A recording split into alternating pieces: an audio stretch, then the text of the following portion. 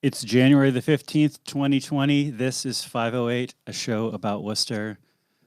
I am Mike Benedetti. This is Brendan Melican. How's it going, brother? It's going good. You know, Brendan, the TNG called our guest today Worcester's most traveled, most jailed, most notorious political radical since Abbie Hoffman. So, of course, I mean Scott Schaeffer-Duffy. We're in pretty good company then. Scott, Welcome, Scott. Welcome to the show. Thank you. Glad to be here. Scott, speaking to the microphone. Yep, glad to be here. I also look at this little screen. You see how tiny you are there? You should lean. Look at that. Look at that. Look at that. Backbone. That's what it's all about. How are you doing? Good, good. Speaking to the microphone, please. Doing well. Okay. You know, Scott, I want to talk to you this afternoon. But first, let's start off with Worcester in 60 seconds. The Worcester Paw Sox project is going to cost more than initially agreed, and our public officials are fine with that. Instead of costing $90 million, the ballpark will cost $100 million, which the team is prepared to cover. As a result, it's been agreed to increase the surcharge on tickets from 50 cents to $1. The construction cost increase is because construction costs have been increasing generally and because building on a hill is going to be trickier than they thought. The city is responsible for site acquisition and preparation, and this is also going to be more expensive. Factors include a data switching facility in the area going bankrupt and the aforementioned hill trickiness. This will increase the city's cost by $21 million. To make this more affordable, hilariously, the city is going to increase basic parking fees for events by $2 or $3. Separately, there's now a community benefit agreement in connection with the project. This is basically the parties involved in the project agreeing to some requests from the Worcester Community Labor Coalition. The city has committed $3 million in community development block grants to the neighborhood. The contractors have agreed to diversity hiring practices, standard state projects. And the team agrees to things like paying the minimum wage and having a community garden. WCLC agrees that it has no right to sue if the agreement is breached and that only the city has oversight and enforcement rights. Kind of neat that only after the fact did the construction folks recognize that Worcester is pretty much known for being a city of hills, and that might be a challenge. I don't even know. I mean, yeah, some of the stuff in there I look at and I'm like, yeah, I can see how you wouldn't have predicted this. Like this company going bankrupt is apparently like $5 or $6 million more because like since they're no longer a going concern, they can't just like relocate all their gear someplace. Sure. So this is where the city's like, great, we'll just like give you some money to do it then, fine, whatever. Yeah, I don't know. You know, one of the things that I think is worth pointing out that I think there's been a lot of harping on the CBA, which is laughable for a number of reasons. But the things that are most funny about it, I think it's important that people recognize aren't actually meant to be funny. It's just that this is like a real estate agreement. So like you do put things in a real estate agreement that otherwise would be obvious, like that the parties involved intend to abide by the law. There's right? a lot in there that's them saying we will abide by the law. Right, which is unfortunately like if you've ever read a deed or like, you know, a mortgage agreement is kind of the thing that you pack in there. And it is hilarious when you view it from the outside, but it also is the thing that's in every kind of real estate agreement like that. The real problem is that, man, we just have like boring lawyers in the city. And like this is like a really like big thing, whether you agree with it or not. It's a big thing, and it's a perfect opportunity to have some more creative writing inserted in there. Like it doesn't need to be so boilerplate, and I think that's why people find it so easy to laugh at it. But some of the stuff isn't. It is funny, but it's not really intended to be funny. It's just what you find in any real estate agreement. Scott Schaeffer-Duffy, do you care about this thing one way or another, this baseball project? Well, if you do care, you should speak into the microphone. I feel that I have no objection to baseball per se, but I do question that the city can find all kinds of funds continuously to throw at one business or another opportunity saying it's going to save the city. They did it years ago to the hospital. That was going to generate all kinds of things in the whole neighborhood. Right. And virtually all the employees of the hospital eat at the little cafeteria in the hospital. And, you know, so I have concerns that now with the climate emergency, which the city agreed to a few weeks ago, that we've got a 20, 30-year window to be jiggering all our infrastructure to deal with that. And what we're doing is building a project that's going to have a personal car garage for thousands of more cars. Mm-hmm. We're not building it with a monorail or or solar power. We're building an old-fashioned structure. I mean, let me say this: there is stuff in the CBA that says stuff like, all the parties agree that it would be nice if there were some solar panels on this. Maybe we'll have the hookups available. Maybe we'll even build them. Who knows? Who can say, Scott? But I don't think you want to put a roof on a baseball stadium, though. I would like to challenge Scott, though, that I do have strong opinions on baseball. It is a silly sport designed for an AM radio audience, and I think it's okay to say that now. We've got better sports out there. This weekend, big Conor McGregor, Donald Cerrone fight, UFC, I think 246 we're up to, right? I mean, there's exciting things that are actually made for TV. We don't have to sit around pretending that we're sitting next to our grandfather, listening to a 20s radio announcer telling us the play-by-play on baseball. It's boring. Well, think of how progressive a sport it is in this day and age, not only to have no women players, given its incredibly difficult athletic endeavors that are involved. Are you suggesting that women can swing sticks? Yeah, no, and also not even to have women umpires. Yeah, I don't know that either. It's very unusual in those regards. And when you could have somebody like 300-pound players like Babe Ruth and so on play well into their old age, there are certainly women, Megan Rapinoe and many, many others who could probably play that sport. I don't think I've even had a female whip a overpriced bag of peanuts at me at Fenway Park. I don't think that's even happened. I want to talk to Scott for a second rather than I'll shut up. baseball or even Star Wars. Hey, Scott. You were hit by a car this summer, and this was like a story in the newspapers, a public story. How are you doing? Well, first of all, they tell me I was hit by a car. You don't have any reason to believe this. I had a concussion Allegedly. and a brain bleed, and who knows how that happened? And woke up in the hospital, and I was hit by a car when I was 9, and woke up after 5 days in a coma, and they told me the same thing, and it's alleged. It's alleged. Okay. All right. So you got a brain bleed and a concussion and some bones broken in the summer. And how are you doing now? Well, I thought I was 90% recovered. I still have some dizziness and some terrible memory issues, and it's not just the bad memories, But last week I had a detached retina, which they said was probably a leftover from the accident. Yeah, and I went 80% blind in the right eye, but they've tinkered with it, and I'm pretty much almost back. So you haven't gone blind yet? No. From this accident? No. And your spirits are high. Yeah. Oh, yeah. I figure that from the description of the accident and the weather it was a terrible cloudburst at that time right at nightfall, that I could easily have been killed. So my figuring is I'm a mediocre player who made it to the playoffs somehow. And you got to expect to be a little beaten up to be in the playoffs, and I've got extra innings, and so I'm grateful. That's an amazing attitude. To go back an amazing to baseball attitude. for you. We need to. I guess you guys can keep talking about baseball. Fine, you're the guest. Fine, I'm going to draw the line at Star Wars, but baseball's going to be fine. We will just stick to puns. How about that? Baseball puns throughout the show. Fair enough. So last week as we were recording this show, I guess it was the sort of the wind down of the 1 to 2 week long Cold War between the U.S. and Iran, or the flare up of the war between the U.S. and Iran, and there was a lot of peace activism-y stuff happening last week.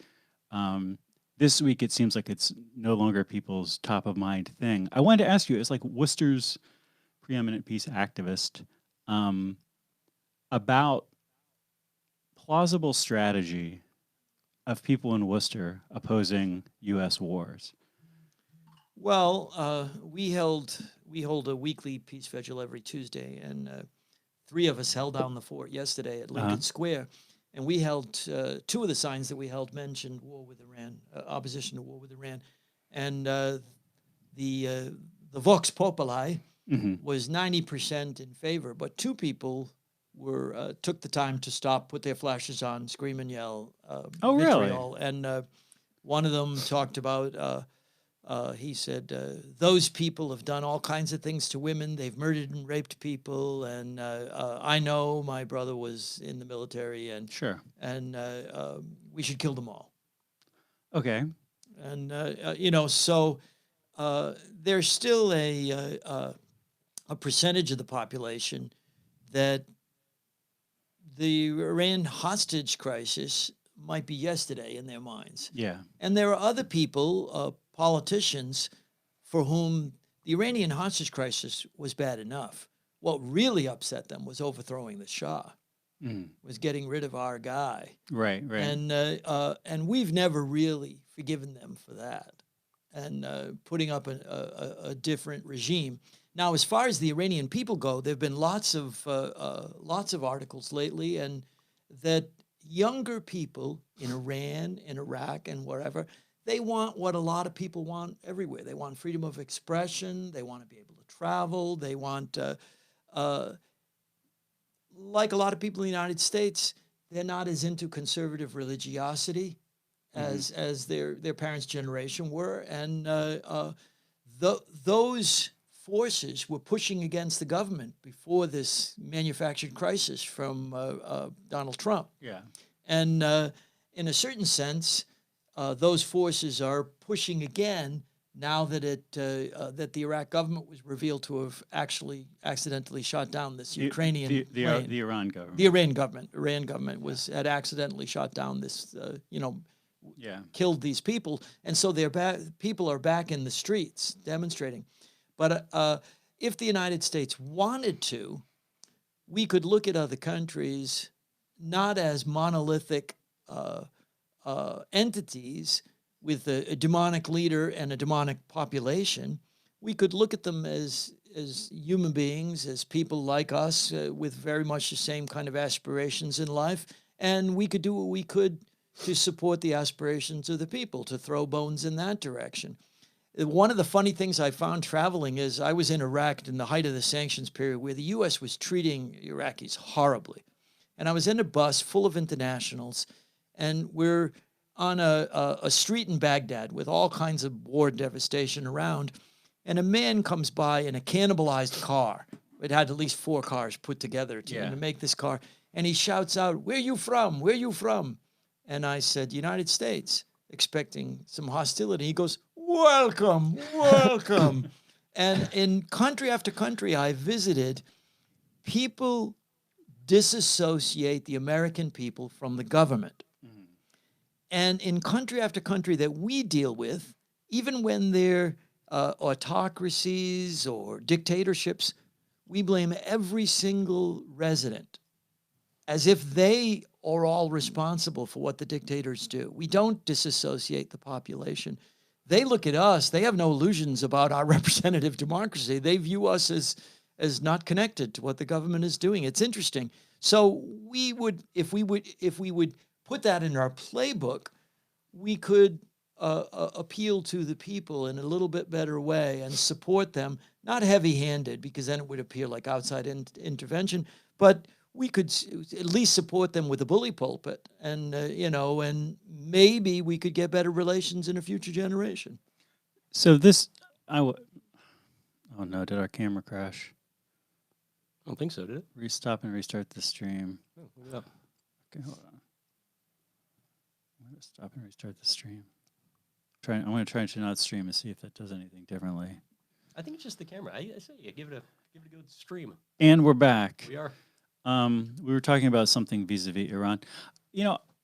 I think I wanted to ask you, again, about plausible strategies on the local level. Like, I think that you and me as people of faith, we believe in the power of prayer to a certain extent. And so to a certain extent, to whatever extent these things maybe don't work in an obviously visible way, these protests and whatever, all right, fine, maybe there's some prayer value there. But for somebody who's skeptical of that, or for somebody who's just looking at like what is obviously working, do you feel like any of the stuff that we do at the local level is even a drop in the ocean as far as influencing U.S. policy on these situations where there's just gigantic forces who are already locked into certain positions? Well, let me give you an example. A couple of weeks ago, Gary Rosen sponsored a trip to the out to the Broadmeadow Brook, a bus trip. Yes. To discuss the idea of free buses in Worcester. And I took that. And lots of things were said. But when they talked about the funding, and there was issues of, can we come up with this money? But they also talked about the fact that it isn't just that the buses had to be free. When I first moved to Worcester, there were so many buses on Main Street, at least, and on Chandler Street. I didn't need a schedule. I just went out and I waited no more than 10 minutes for a bus. Yeah. Now, from my house, I could walk down here to the station. Faster than you can get the bus. Not just faster. I would see somebody oftentimes waiting at a bus stop. I would go downtown, do some business at the library, walk home, and see them waiting at the bus stop. Yes. I mean, an hour and a half. So it isn't just a matter of making them free. It's a matter of making them as frequent as subways in New York, that no one has to, you don't need a schedule. You go to the subway, you wait, and you get a train. And this kind of change, which is what we have to do to one of the things we have to do to combat the climate emergency. They talk about funding. Well, how are we going to pay for it? And when you're talking about the baseball, you were mentioning they're going to increase parking, they're going to increase this, increase that. Well, we've got to stop spending $52,000 a second on our military. That's where the money is. And when you say that to people, two things they say. One, they worry about security, and the other, they worried about jobs. And all kinds of studies show that more jobs are generated in the civilian economy than in the military. And the other thing is security.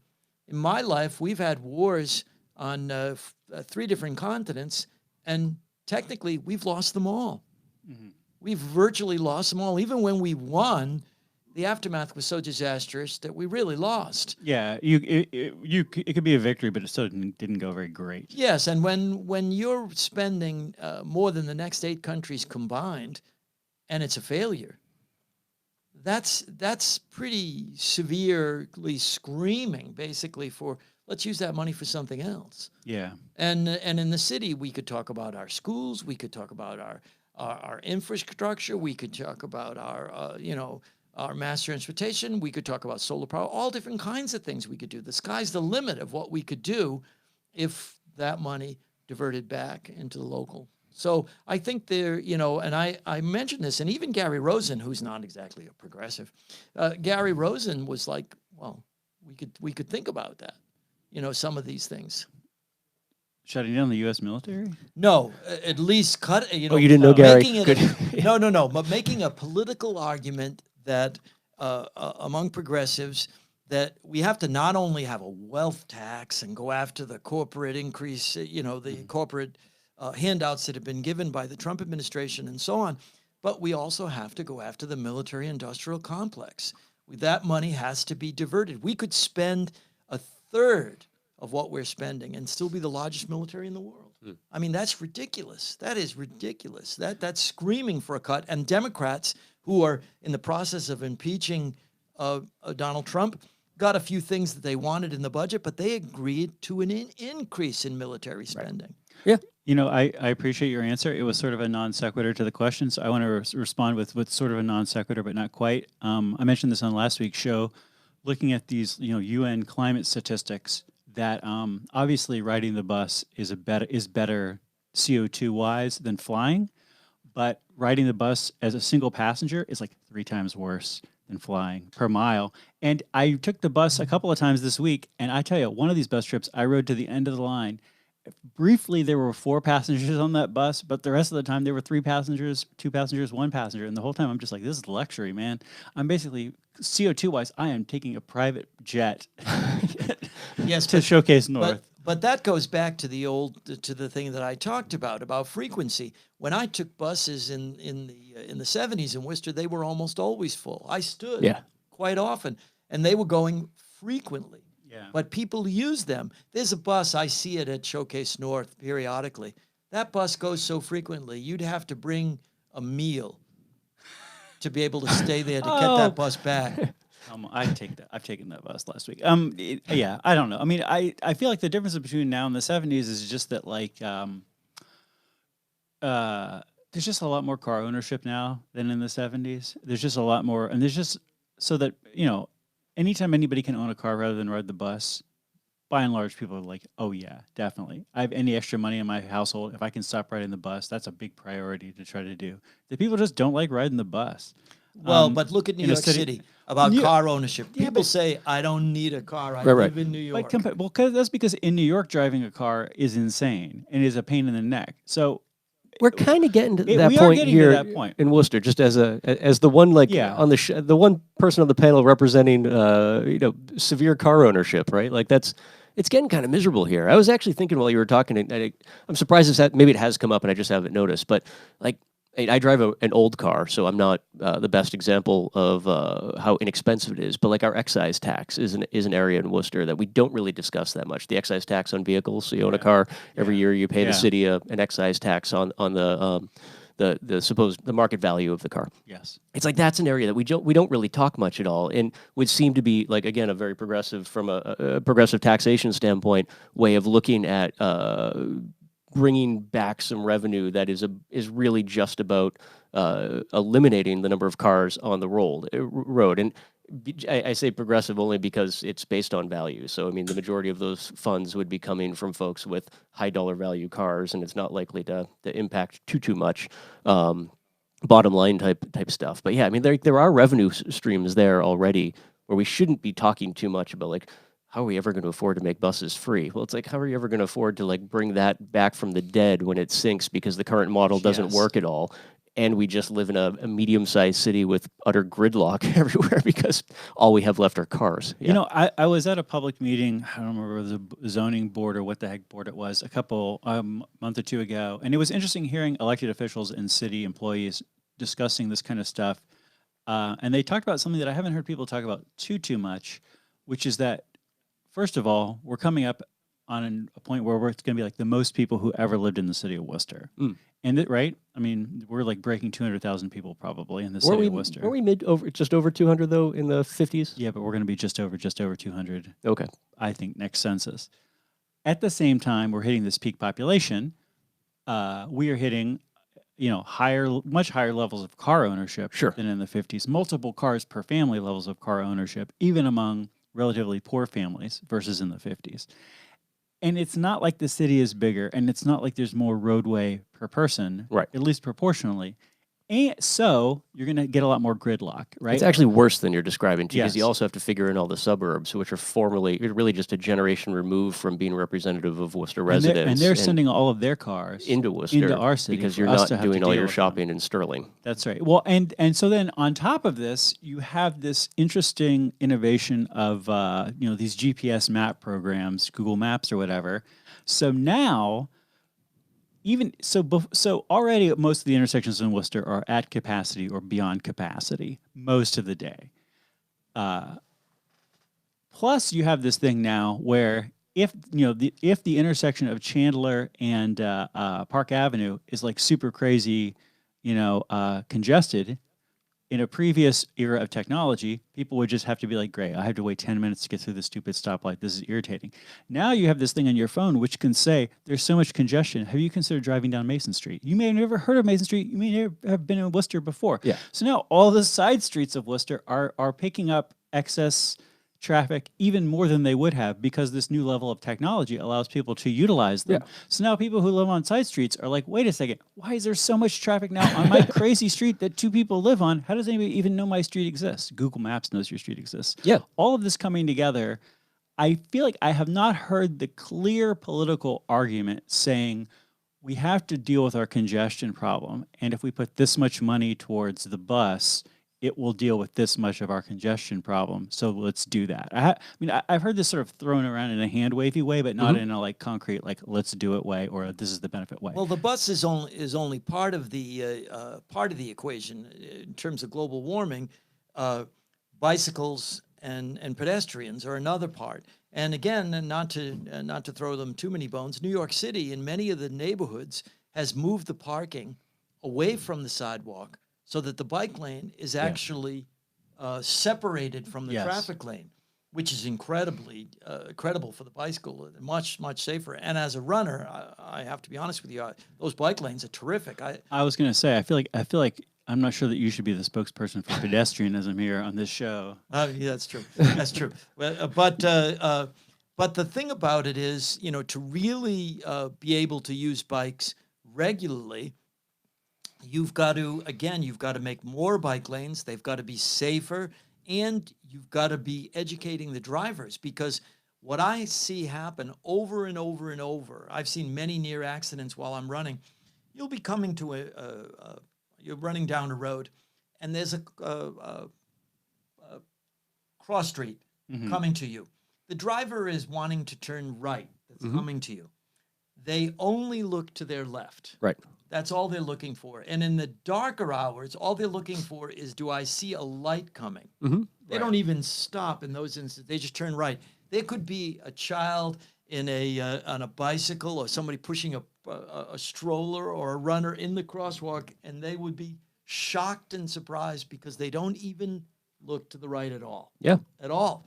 And it doesn't matter that you're wearing bright colors, fluorescent this, fluorescent that, because they're not looking. They're not, and I see it constantly. So much so that one friend of mine, when he runs, he comes to these cars and he slaps the fender to get the driver's attention. And they're like, oh, sorry. And, I don't know if we have to post it or whatever. But the other thing, too, is that we notice, they told, Gary Rosen said this. We notice it at Lincoln There's Square. so much quoting of Gary Rosen on this. Well, at the Lincoln Square Vigil, I noticed. Are you how many of sponsored the by cars- Councilor Rosen? Is that what's going on here? I see how many cars go I love by. this. Gary, by the way, this is a little side note. Years ago, when he used to run, This whole show's a side note. Wait, Say the mic. he used to Going back run to when he baseball. used to run for office. I would see him down at Price Chopper, and he'd be passing out combs that say "Elect Rosen," and giving me a comb. Yeah. I said, Gary, this would not be your best approach. But anyway, that is a little bit of a detour.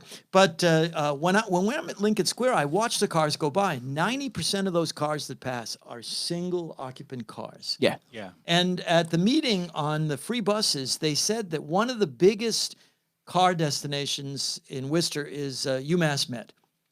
And that they have as many as 15,000 people that come there every day.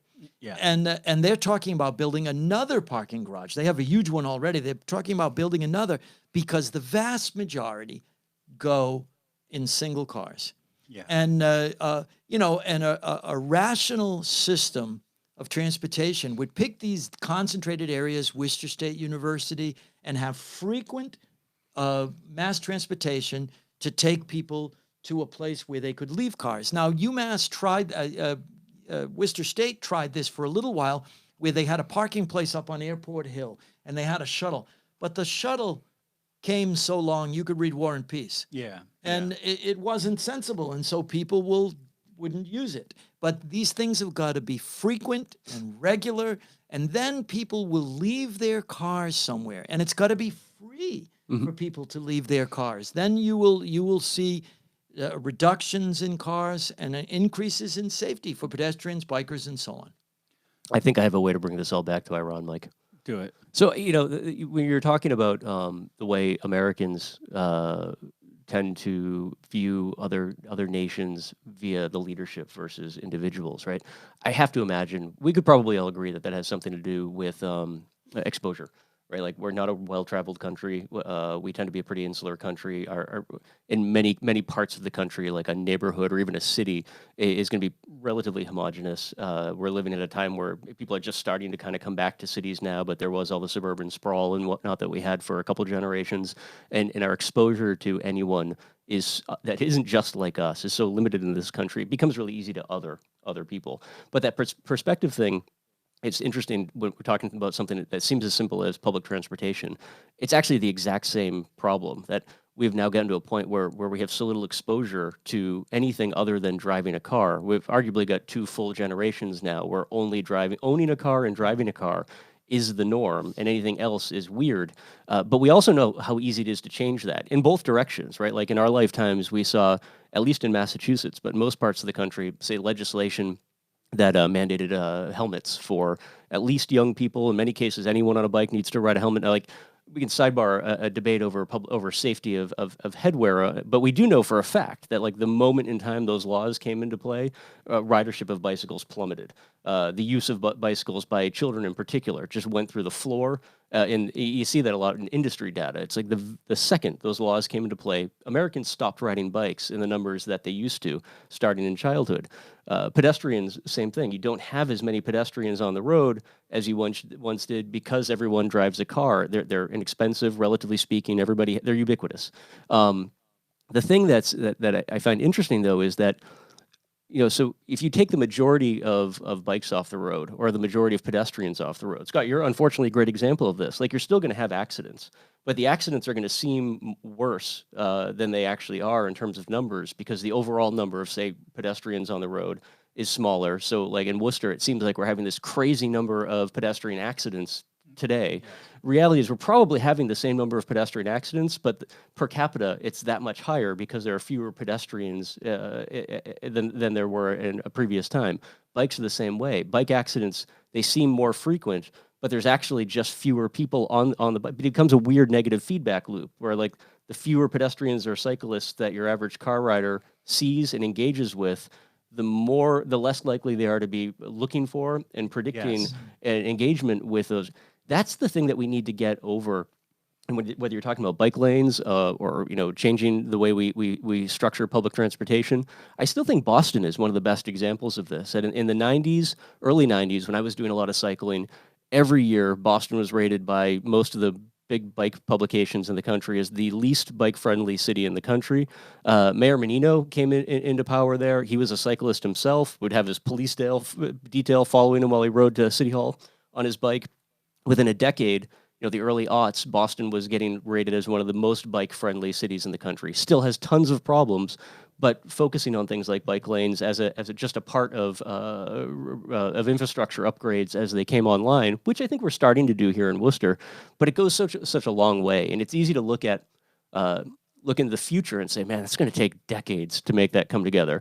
But as a bunch of old guys sitting here, like, it's also just as easy to look behind you and say, wow, we've had decades to work on this stuff, and we did absolutely nothing.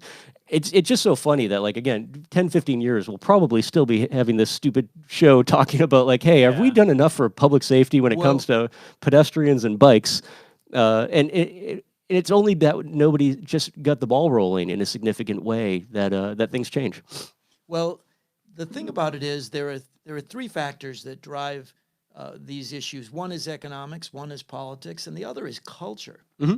And each of those things, and again, I hate to use the term over and over, but the climate emergency is going to push all of those to change. Sure. And 2 years ago, I went to Europe to a Catholic worker gathering, and it was really, really great. I really enjoyed it. And people asked me to come back, various activists. But a number of the others wrote me specifically to say, don't come back, because I would fly. Oh. And they view that as basically a criminal enterprise, stealing the future from their children. Mm-hmm. Although within the context of the gigantic carbon footprint of the average American, flying is big, but flying is not, No, but when you start, you could have taken a bus by yourself. You can go down all the way to a plastic straw. A plastic straw flying, a paper or plastic bag at the grocery store. I'm just saying they should have killed you. Right. It would have had a lot bigger impact. The lower population, if they really care that much about it. But the thing is, the culture is also changing to where activists were holding an event. There are people now that will scrutinize. Did people come together? Did they come in a group? Did they bike? Yes. These things are really going to change to where people driving by themselves, someone will raise an eyebrow. Why are you doing that to my children? Why are you being a jerk? Why are you being to the future? And politicians, when that culture changes, will make a difference. The other thing you said earlier about the United States and other countries, I have to say, the United States has done a terrific job at selling an ideology, a positive ideology to its population. And it doesn't matter whether it's true or not. Right. So most Americans like to think of us as a democracy. We never have been. We've always been a representative democracy. And even still, when you think about the primaries, superdelegates being chosen in advance before anybody votes, a certain number of candidates will be in Iowa. By the time it gets to California, most of those candidates won't even be choices for people to vote for anymore. And, all different kinds of things that are not actually representative. And in terms of economics, when I was in the 1970s, which is one of the peak economic times of the United States in the last 100 years, an average family of four, one person could work 40 hours a week and support a family. My father bought a small house working in a factory. Well, today, how many people do we know that both members of partners in a couple work? Everybody works. And how many of the people own their things as opposed to the bank owns them? Sure. But there's an illusion. There's an illusion of economic security. There's an illusion of we the people. And these things aren't exactly true. They can be fought back. They can be brought back to a greater extent. Yeah. But Americans and people in other countries that view us as not responsible to our government, their skeptical view of our system is probably more accurate. Right. Yeah. Mike, I Yes. hope to live to a time where, I was just thinking about you talking about the European climate activists not wanting you back. It may have been for other reasons, let's be honest. I hope to see a time, though, where like an international incident is created because you're coming back from a conference in Europe, and some angry person in Worcester gets a hold of the right politician via email to say that you shouldn't be allowed back into the country. So the plane is now trying to get diverted because they don't want to let Scott back in the country. And meanwhile, the Europeans are saying, no, we don't want him back because he keeps bringing that stupid plane with us. And that'll be our thing to just sit and enjoy that season of Worcester, is watch at home as Scott just circles the Atlantic endlessly. It'll be like Charlie on the MTA. Well, the standard line, I've been kicked out of better places than this. Brent crude oil is $64 a barrel today, down 6% on the week and up 9% on the year. Bitcoin is $8,800, up 10% on the week and up 141% on the year. There's one study that I want to talk about before we go here. I just thought this was interesting. This connects a little bit to what we've been talking about. One of the reasons, obviously, that Worcester doesn't have subways or like a massive bus system or whatnot is just because Worcester is a very sprawling city. We've got hills. Yeah, well, we got hills, but we're also just a sprawling city. So the number of residences and businesses that a bus passes per mile is a lot lower here than it is in New York City or Boston. This is a paper, Urban Growth and Its Aggregate Implications, by Gilles Duranton and Diego Puga. I would have had to pay money to get the whole thing, so I'm going to read a little bit of the abstract. We develop an urban growth model where human capital spillovers foster entrepreneurship and learning in heterogeneous cities. Incumbent residents limit city expansion through planning regulations so that commuting and housing costs do not outweigh productivity gains. We examine various counterfactuals to assess quantitatively the effect of cities on economic growth and aggregate income. So Tyler Cowan, what do you call it? That guy. He includes parts of this paper. He says this piece goes considerably beyond previous research by having a more explicit model of both urban-rural interactions and also possible congestion costs arising from more YIMBY, meaning yes in my backyard. He mentions that these are some of the findings from this paper. If you were to force America's largest cities to be no larger than Miami, real income per American would fall by 7.9%.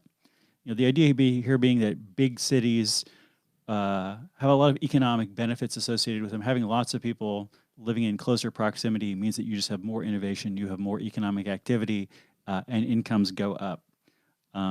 If planning regulations were listed, and one of the reasons we don't have bigger cities is because you just can't build bigger. You can't build more skyscrapers in New York City. They're just like, forget it. Don't do this. We're going to shut you down.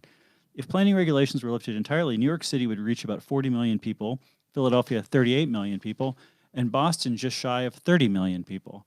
So I want to read this full paper to try to understand how they come up with a number that, in a sort of a laissez-faire world, 30 million people would live in Boston. Huh. And we'll mention that Greater Boston, Metro Boston, is about 5 million people. and the Worcester, Providence, Gigano area is 8 million people. So we're talking about, tripling, quadrupling the number of people living in this general metro area. So, in a city like Worcester, if Worcester proportionally grew, we would go up to like having 500,000 people, 800,000 people. Totally different city. That's, because I know you love Star Wars references. Yeah. All that makes me think about is when the prequels launched and they had those awful claustrophobic scenes on Coruscant, which is like everything just seemed so dense and the skyscrapers were 1,000,000 feet tall, and you just knew that all the poor people that they were all way down the bottom, living in whatever and this sludge was pouring off of the top there. And this is presumably people moving from more rural areas into the city, so the rural areas have less people, and hopefully that's a little better environmentally for them. Output per person under this total laissez-faire scenario would rise in New York by 6% and by 13% in Boston. That said, under the same scenario, incumbent New Yorkers would see net real consumption losses of 13%, whereas for Boston, the incumbent losses are only about 1.1%. The big winners are the new entrants. On average, real income would rise by about 26%. So they're just saying, though, that like removing the restrictions that normally come into play via zoning and planning would lead to this? They say that they say that you don't even have to go the full laissez-faire, that if America's 3 most productive cities relax their planning regulations to the same level as the median U.S. city, which is the average U.S. city, real per capita income would rise by about 8%. So the reason I'm asking that, fact check me on this one, because I'll forget to do it myself, but isn't it the case that Houston, Texas, still doesn't have zoning laws? I think that this is true, but I also think that they have other laws that are that do some of the work that let's do some of the lifting that zoning laws do. Okay. But I'm no expert in how that goes. I just know that that Houston does have some restrictions on that kind of stuff. Famously, no zoning laws, and famously less than most cities. I just feel like these folks have probably read a little bit too much into the fan fiction of Star Trek, and they're now planning these mega cities and whatnot that just. I'm kind of into it. I don't want to live in a city with 30 million people. But you wouldn't, though. I think unless by planning they mean like the limits of physics in modern architectural design. Like, I don't think you could have skyscrapers tall enough in Boston without just making, like Worcester would be part of Boston. Like if there was 30, there's only 7 million people in the state now, right? Like, or 8. Well, I think we're at 8 now overall. Because you were talking about the census tract that goes down into Connecticut and Rhode Island. Yeah.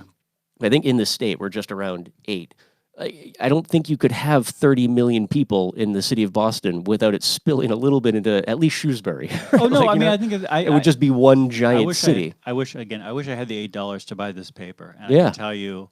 I might loan it to details. Anyway, I just love these as thought experiments. This sort of goes into the previous thought experiment we talked about on the show of like what would it cost for America to build enough housing to completely solve its housing problem. And how big would our cities grow as a result related of that? Then, did you see the hearing started on Beacon Hill yesterday regarding bringing back the... No.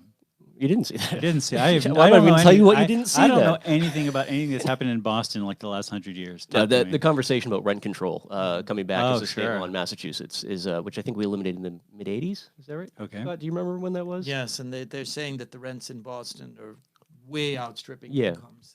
The rises. And rent control would be diametrically opposed to the kinds of policies that are being outlined in this paper, which would be saying we should have more market